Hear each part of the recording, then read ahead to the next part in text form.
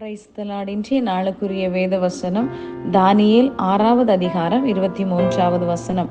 அப்பொழுது ராஜா தன்னில் மிகவும் சந்தோஷப்பட்டு தானியேலை கெபியிலிருந்து தூக்கிவிடச் சொன்னான். அப்படியே தானியேல் கெபியிலிருந்து தூக்கிவிடப்பட்டான்.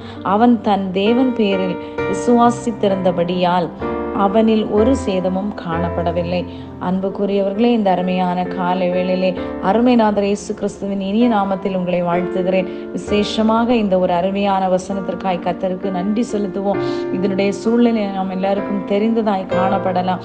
ஆனால் இந்த சூழ்நிலையிலே இந்த சிங்க கபியில் போடப்படும் முன்பதாக சில கட்டளை பிறந்த ராஜாவின் கட்டளை பிறந்த போதும் தானியேல் தன் தேவனை நோக்கி 3 வேளையும் அவன் எப்பொழுதும் செய்கிறபடியே தன்னுடைய ஜெபத்தை விடவில்லை.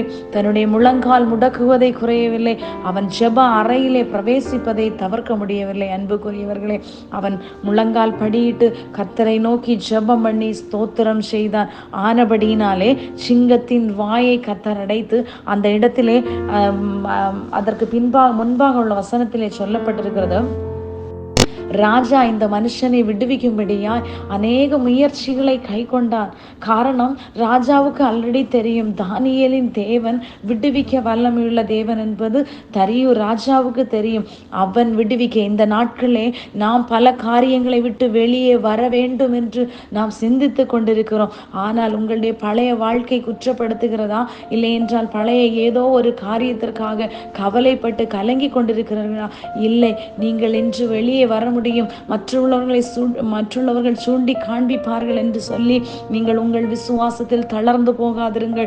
கர்த்தர் உங்களை விடுவிக்க வல்லமை. அவர் ஒரு நாளிலே உங்களை எரிகிற அக்கினி சூளைக்கு விடுவித்தார் என்றால் இன்று சீறுகிற சிங்கங்களின் மத்தியிலும் உங்களை விடுவிக்க வல்லமையுள்ள தேவனை நாம் ஆராதித்துக் கொண்டிருக்கிறோம். தானியேலுக்கு உதவி செய்த தேவன் இன்று நமக்காக. தானியேல் நியாயப்பிரமாணத்தின் காலத்தில் ஒருவேளை வாழ்ந்திருக்கலாம். நாம் என்று அன்றைக்கும் தானியேல் விசுவாசமாய் தன் தேவன் பேரில் விசுவாசமாய் இருந்தபடியால் சிங்கங்களின் வாய்க்கு விட்டுவிக்கப்பட்டது போல இன்று உங்களை சீறி வருகிற சிங்கத்துக்கு விரோதமாய் கர்த்தர் எதிர்பட்டு அந்த சிங்கங்களை கிழித்து எறிவதற்கு வல்லமுள்ள தேவனாய் இருக்கிறார். பிரச்சனை பாடுகள் வரும்போது விசுவாசம் மாத்திரமே உலகத்தை ஜெயிக்கிற ஜெயமாய் மாறட்டும். ராஜாவுடைய சந்தோஷத்தை பார்த்தீங்களா? அதற்கு முன்பதாக உள்ள வசனத்தில் கூட சொல்லப்பட்டிருக்கிறது, அப்பொழுது தானியேல், ராஜாவே நீர் என்றும் வாழ்க, சிங்கங்கள் என்னை சேதப்படுத்தாதபடிக்கு தேவன் தம்முடைய தூதனை அனுப்பி அவைகளின் வாயை கட்டி போட்டார். உங்களுக்காக தூதனை சிங்கங்களின் வாயை அடைப்பதற்கு கர்த்தர் அனுப்பி இருக்கிறார். விசுவாசியுங்கள், ஜெயம் எடுப்போம். கர்த்தர் தாமே உங்களை ஆசீர்வதிப்பாராக.